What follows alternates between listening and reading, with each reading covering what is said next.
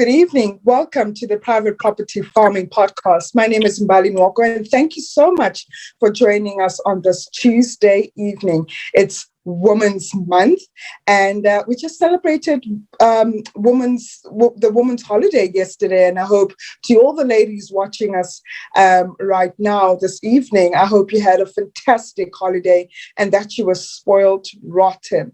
With our guest today, fortunately, we have a young woman at that, a young entrepreneur who's just started a farming journey in 2021. You know, they always say that young people need to go into farming. And I think she's just testament of just one of those individuals taking the risk and deciding to grow their own produce and sell to markets to just start their own business. And in line with our topic today, it's all about how to start a profitable crop business at the age of 21. So our guest this evening, we're speaking to Sinomtha from Sinomthawelanga Farming, and she's based all the way in the Eastern Cape. And so she will just tell us her journey of when she started, which is pretty much earlier this year, and how she's been able to generate revenue since her business started. I think it's a story that could inspire young individuals, especially those under the age of 25, those who've just graduated, seeking opportunities, but aren't finding opportunities, and pretty much creating opportunities for themselves, you know. So if you have any questions for our guest this evening, please let us know. We're happy to answer live. And if you missed this podcast, be free to go onto our YouTube channel and catch all the videos that we have aired throughout this season. We're close to episode 80. So thank you for the support that you've provided the farming podcast on private property. So let's get right into it and speak to our guest. Sinomtha, how are you doing? And thank you so much for joining the podcast. Hello, Mbali. How are you doing? I'm good, thank you. Sorry. How are you? I'm doing good, thank you. It's so lovely to see your bubbly face. You seem like you've got a lot of energy, a lot of spirit, and passionate about what you do. But you're 21. How did you get into farming and why? How did I get into farming? I've always done research about farming, which was about 2 years ago, so 2019.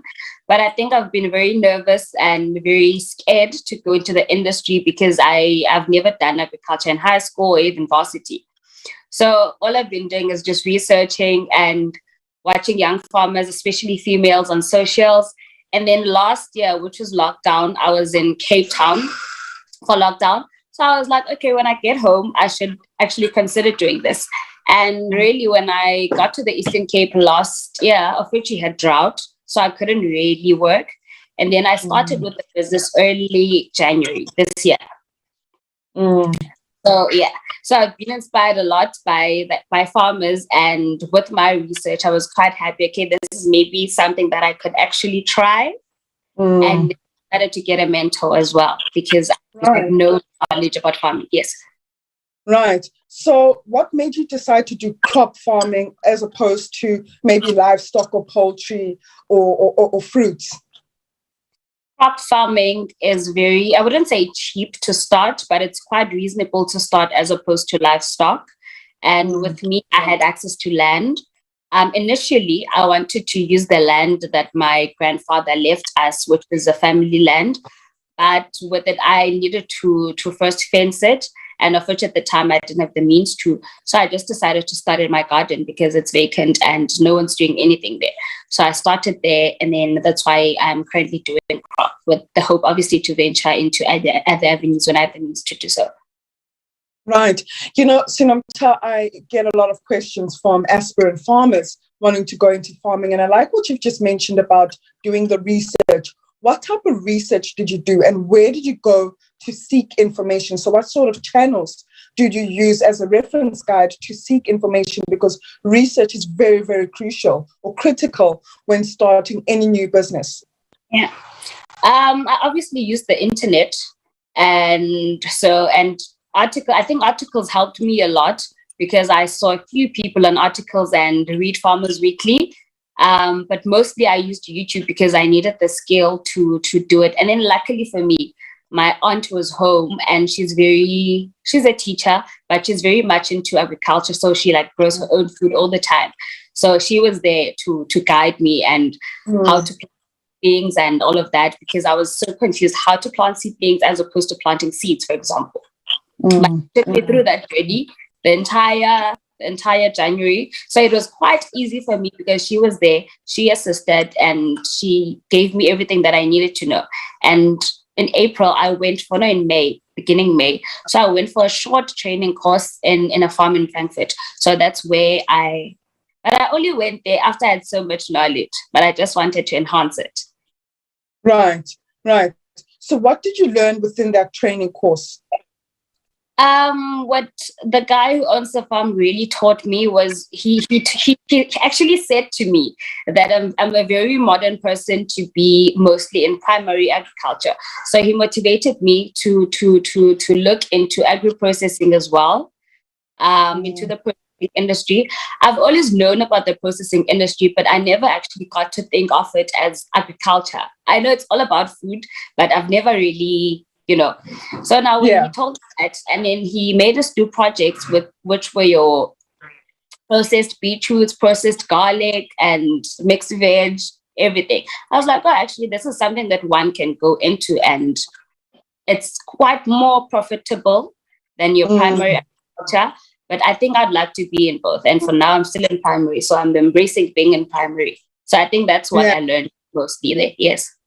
All right. And so you started farming this year. You did your research, you watched YouTube channels, you increased your knowledge capacity by going for an additional training course. What happened from then? I mean, you had the land, like you said, the backyard, you had your aunt to assist you, a family member to assist you, to just get the basics right. Now, for a lot of people maybe who are watching this video or episode this evening would be then asking, what type of capital did you start with? You just mentioned you weren't sure how to plant seeds or seedlings. So how much capital did you start off with, and what crops did you choose to start your operation with? I think when I started with my operation, I'm not really sure with how much I started, because I think at the time for me it was more than just making the money and how much money that I actually put in, but I wanted to acquire the skill, number one. Number two, I wanted to perfect it. So I'm not really sure with how much I started, but I can tell you it was less than 1,000 rand. Right. So you're less than 1,000 rand, and that was what, to procure seeds? No, I bought seedlings, and because I didn't know where to buy seedlings, I bought from the hawkers in town. And when I actually found out about loan seedlings in East London, that's where they actually buy them. So buying them from hawkers was actually much more expensive than I would buy them, like in bulk orders. So after that, I realized that, and then I went to East London, and then I actually bought the seedlings there with my other crops, broccoli and cauliflower. But I started with spinach. It was my first crop. So you started with spinach, and it's soon expanded to broccoli and cauliflower, correct? Yes, and peppers and lettuce, your leaf lettuce and your iceberg lettuce. Yeah. Because I think I started so many crops because I wanted to see which one I would really like to go into and how long it takes to crop. Because research always tells us maybe it takes 90 days to grow cabbage, but when you actually sample your soil, you know how much time it takes, and you're able to know that I'm going to make so much money after so long. So I just bought so many crops at the same time. Yeah. Before we get into the revenue part of things, Sinomtha, how did you manage things like your soil composition? Was this virgin land? Was there nothing planted in that soil before? And water, like, do you have a borehole in your family home in the backyard or garden? And how did you irrigate your plants, having started with a mere 1,000 rand for your seedlings? With me, it was easy, like I said, because I didn't do any soil composition. I wasn't using any fertilizers. I think naturally the soil was just so good because it produced quite a lot of crops. And with water, I was dependent on my family tanks, the tanks that we use in the yard. And luckily by then it was raining so much. So some days I didn't even need to water. So my granny got a pipe because I was watering using see 5 liter bottle. I used to put holes underneath, and it was quite draining for me. So like me a 60-meter hose pipe, and then I started using that. Right. And how did you manage challenges like birds eating your leaves, or if there's, any moles or, outdoor rats that could maybe eat your seeds or leaves? How do you manage those challenges where pests and diseases are concerned? With birds, I did have quite a bit of struggle with birds, especially with spinach when they steal seedlings, because when they don't really, if the spinach with birds, I did struggle. I've been saying I'll do a scarecrow, but I never actually did it. And with fertilizers, I didn't use any. And with spraying the plants, I was using Malasol. Just repeat that. What's that called? Malasol. Malasol. Okay. Yeah. All right. And the Malasol, what treats what diseases or like fungi or insects? For insects. It's like your pest type of thing. Yes. Great. So if I get this correctly, you started this year with a mere 1,000 Rand, did your research via the internet, did a little agri training course.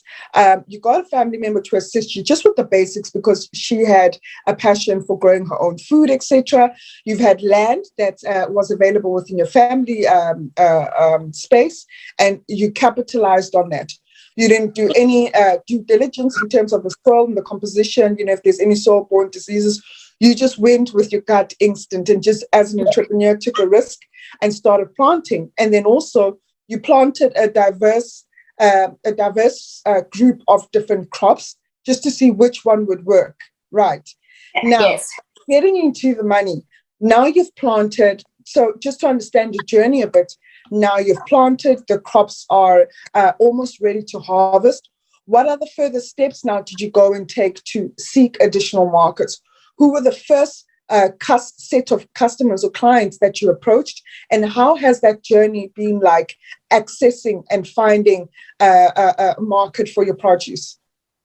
I was selling to hawkers. My first harvest of spinach, I was selling to hawkers. It was very difficult. I won't even lie, because I don't like selling. I think I like being behind closed doors. I don't like selling. So it was very difficult to want people to buy, and kept there hoping that actually I won't go home with any of the spinach. But my mom and aunt were with me on the day. So they made it quite easy for me because they're very supportive and they know people around here. So people bought, and yes. And then with my second harvest, it was, I went home with a few bunches. I was very hurt, but I was quite grateful for the amount of bunches that were sold. And then my next harvest, I just woke up one day and decided to just go to Spa and approach them. I literally had no choice because I didn't want the same thing happening. Because, with spinach, when you leave in the morning and then you come back late, you can't use it anymore. Like, you can use it, but you can't sell it to anyone anymore. I went to Spa.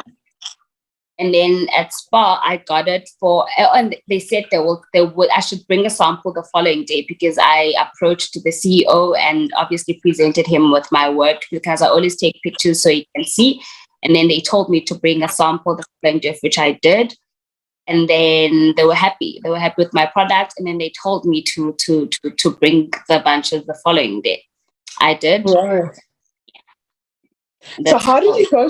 So from both clients, the informal traders as well as this retailer, how did you then negotiate price? I was selling the spinach for 10 Rand to hawkers. And then to Spa, I was selling it for 8 Rand. So now the problem that I had was that if I sold to hawkers, obviously I would make more money than I would from Spa. But with Spa, what was nice is that it's guaranteed that my spinach is going to run out. And with hawkers, the other day I came back with bunches. So I was in the middle of a crisis, basically, because I didn't know which option was better to take. And I think I still am. But for now, I think I like convenience for now. I know what to do next, or figure out a solid plan as to how I will actually sell. Yes. Right. So even when you started to seek market from both these different clients, what was the conversation like with the informal traders And what was the conversation like with the retailer? And what I mean by that is, did you go there having your samples on hand, so that, especially the informal traders, so that they could see the quality in real life? And what was the discussion like then? How did you have to sell your product? Was it just showing them the product and they say, "Ooh, we like, maybe can you bring tomorrow?" Or, were they saying that, "Oh, we already have suppliers," etc.? So maybe just take us through those actual conversations, because I think it's quite important to give people context of what type of conversations they could expect to be having with potential clients. With selling on the streets, I was there physically. No one was selling for me. So that's literally all to say. And with Spa, I approached the CEO, as I said. So I told him about my business. I'm young and I recently started and I have no market. I told him that I was selling on the streets. So I do have a profile of myself. So I emailed him the profile and I think he was quite happy with my profile. Yes. And then they told me, as I said, the following day to bring the sample. And then I brought 2 samples because I had little bunches of spinach. And then I had the ones with the larger leaves. Or 2 bunches, so that I come with my supply. They know what, So yeah. And then I did exactly that. And then they were happy. They were happy with both. So I hope. So how many bunches? Yeah. So how many bunches on average were you selling a week? To the both different markets, and how soon did you then start to sell the broccoli and the cauliflower, or the additional crops that you had planted? And how was that journey bringing a different crop or product offering to your customers? I was selling very few bunches. I think to Spa I took about 30, and they required 60 of me, but I couldn't meet the demand. And I think they just gave me a chance because they could have just declined, Yeah. So I gave them 30, and you can count 8 times 30. That's not a lot of money at all. So, but as time went, I think about how many supplies did I take? Can't remember now. But as time went by, I then realized that if I want to make money, then I need to increase what I'm producing, because I thought buying 100 seedlings of spinach is a lot. But actually, no. So yeah, and then soon after that, I planted the broccoli and the cauliflower, and I didn't sell much of it. I bought 50 of each. I didn't sell much of it. I think I was just giving it away to family members because I said I just wanted to see, can I do this? Like how, I'd only sold a few. Yeah. Yeah. But just to understand also. Sorry? So just to understand, Sinomtha, that prior to you starting Sinomthawelanga farming, you had no income before. You were not working. I've never worked in my life, and I've been a student probably 2 or 3 times. I'm a dropout, and yeah. Right. And I think what I like these years I've been. Yeah, I think what I like about the story is that you've just taken an initiative and an opportunity or a chance to just generate some income. And I'm saying this on the backdrop of you just saying, I sold X bunches at X price. It's not a lot of money. But, quite frankly speaking, there are many, many young unemployed graduates sitting at home who are not thinking or seeing opportunities that you have seen, And so I think my follow-up question is that, having learned from your experience, planting spinach, broccoli, cauliflower, or an assortment of fresh produce, selling directly on the street to individuals, and also selling to a retailer, because you have pretty much jumped a loop that many people can't even reach. That many people as well who have been farming for many years, ahead of you, would say we haven't been able to supply, whether it's franchise owned or corporate owned retailer, they're still having those actually of people approaching me like, how do you do it? So I literally only tell people, I think it depends on the store you're approaching, and it will also depend on you as a person. How do you sell yourself? I think I was very good at selling myself, 1, and 2, my works self, I didn't really need to prove it. And yes, and for me it was difficult because I'm working alone. I have 2 part-time employees, of which they only come when they're here to plow, and my uncle helps me from time to time. But when it's harvest time, I'm alone, like alone. And it's difficult. It's a very difficult and draining to harvest, especially with spinach, because you need to harvest it, you need to bunch it as well. Yeah. So what I like about your approach is obviously using the space and the land that you currently have, not putting too many operational costs, so expenses on a monthly basis that will obviously eat away into your profits. And you just said that you believe that you sold yourself well, whereas earlier on in our conversation you did say that you don't like selling. So obviously I could see a trend there that there's obviously something that you're doing right. And so what can be some takeaways or learnings that you can share with us this evening to say, when you started in 2021 in January till date, it's August now, you've planted a different set of crops, you've sold to different markets, you've gone through the selling journey of having to speak to customers on the ground, retail on the ground, and now you've seen where your business is going. You've generated revenue that you didn't even know that you had the capability to do so. So what are some of the learnings that you have picked up from January till date? I think I'll summarize everything and say it's consistency. Yeah. Sorry. Am I on now? Yes, you're on. Definitely consistency. You have to be consistent if you want it to make it work, and you will get the results that you put in. The results that you put in actually will determine the work that you've put in. So if you put in 10% of the work, you'll obviously get 10% results or even less. Yeah. So I think and it's something that I need to improve with myself as well. Because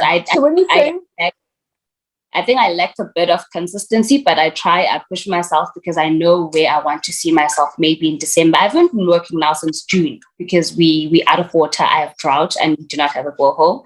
So I'm unforced to.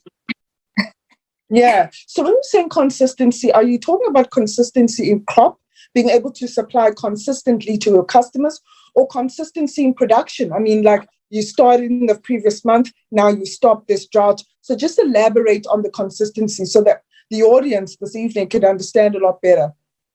In production, and I would say to selling to retailers as well, because I haven't been to Spa now in a few months because I don't have any supply, and I don't think retailers to see you as an inconsistent supplier because there's competition out there, and obviously you're trying to make something out of yourself. So I'd say consistent in everything that you do and the work that you do. Yes. So we're approaching the summer season, a lot of rains coming through, crossing fingers, especially for many farmers out there. You mentioned that, you've had a bit of drought. It's been June, and I can imagine it's cold during the period of June, July, and August. So what's the plan for the summer season planting? Have you touched base with your retail customer to say, I'm a bit out of action for now, but rest assured in the next month or so, September, October, I've got produce waiting. Basically, what is the plan for the summer season on your end? My plan for the summer season, I don't know if I'll actually execute it, but my plan currently is to do herbs. Okay. And garlic, yes. That's my plan. And why specifically those crops? Is it something that your clients said, we would like to procure this? Maybe we've got too much of spinach, too much of broccoli, but we don't have a lot of supply for herbs. Why specifically herbs and garlic?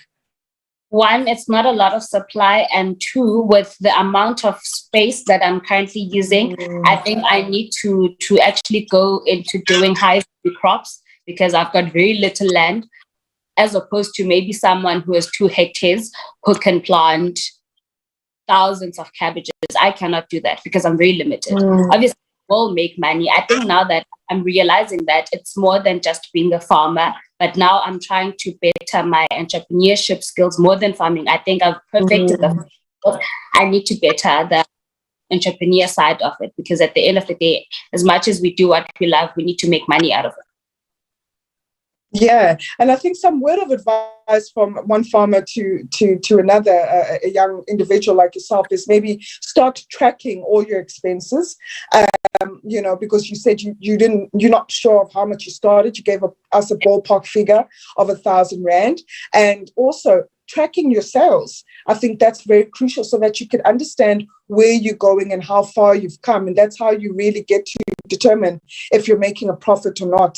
I think the strategy or the approach for you to go for a very high value crop that doesn't take a lot of space, but obviously can bring a lot of revenue per kilogram, etc., I think is a good start. So I'm glad that you still want to pursue farming, and I'm glad that you've walked the journey that you've walked and also had some business interruptions in the interim, because this is literally how farming is. You have to work with where climate change is something that is very real to many farmers, especially even in 2021. So because you are 21, a very, very young agripreneur in the space, a new agripreneur, what advice would you give to individuals like yourself, Mbali, who's 21, who's probably just finishing his or her third or final year at school, but is seeking for some income and maybe has some land back at home? So what advice would you give to a fellow 21-year-old, especially who might be thinking of pursuing farming as a source of income or as a career? So what wisdom could you share based on the journey that you have traveled so far? I would say to everyone who's thinking of being an entrepreneur generally, I think if you have all those ideas, I think God planted those ideas in your heart for a reason. And the only thing that you need to do is execute those plans that you have. And then you start where you are, because I think with me, I realized that with the position that I'm in, I cannot expect to, when I see value on Instagram using pivots to water their crop, I'm not there yet. Do you understand?